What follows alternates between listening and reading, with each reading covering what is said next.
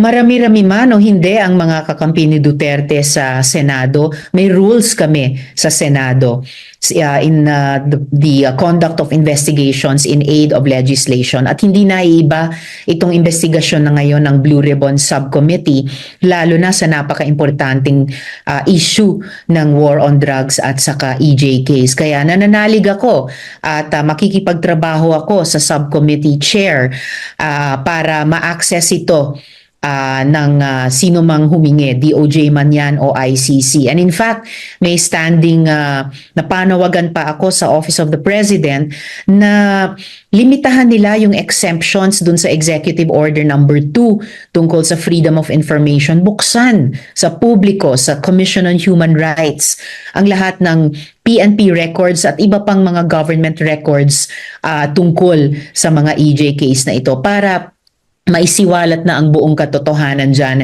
at makakuha nga ng hustisya ang mga pamilyang naulila.